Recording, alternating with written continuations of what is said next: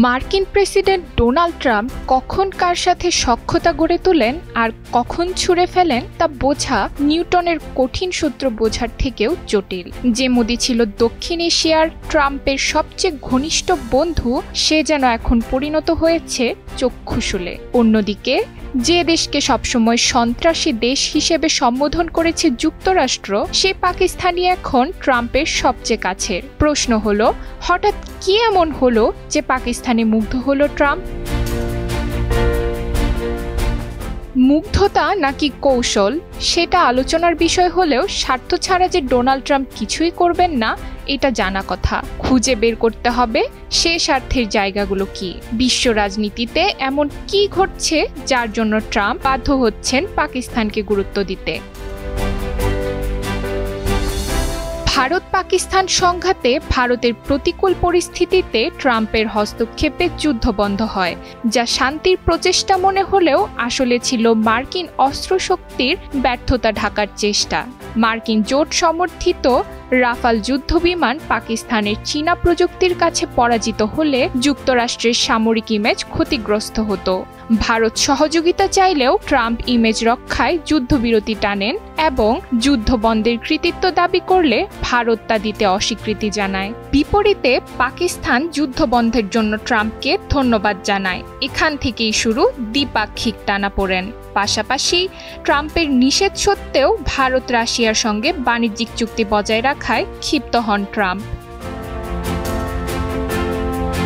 এর মধ্যে Iran Israel যুদ্ধ শুরু হলে কৌশলগতভাবে পাকিস্তানকে হাতে রাখার প্রয়োজন বোধ করেন ট্রাম্প। বিশেষত পাকিস্তানের বর্ডার কাজে লাগিয়ে ইরানকে পরাস্ত করারও একটা চেষ্টা ছিল ট্রাম্পের। পাক সেনা প্রধানকে হোয়াইট হাউসে আমন্ত্রণ দেওয়ার অন্যতম কারণও ছিল সেটি। এর বাইরে পাকিস্তান যেভাবে চীনের প্রতি ঝুঁকছিল সেটাও থামানো দরকার মনে করেছেন ট্রাম্প। ট্রাম্প পাকিস্তানকে অগ্রাধিকার দিচ্ছেন মূলত রাজনৈতিক নেতৃত্বের সাফল্য ও কূটনৈতিক ইমেজ গড়ে তোলার কৌশল হিসেবে। সন্ত্রাস বিরোধী অভিযান, খনিজ ও জ্বালানিতে সম্ভাব্য বিনিয়োগ আর ক্রিপ্টো ও বাণিজ্য চুক্তির মাধ্যমে তিনি সম্পর্ক জোরদার করছেন। চীনের প্রভাব ঠেকাতে পাকিস্তানকে কাছে টানাও তার পরিকল্পনার অংশ। সব মিলিয়ে এটি রাজনৈতিক, সামরিক ও অর্থনৈতিক স্বার্থের সমন্বিত কৌশল।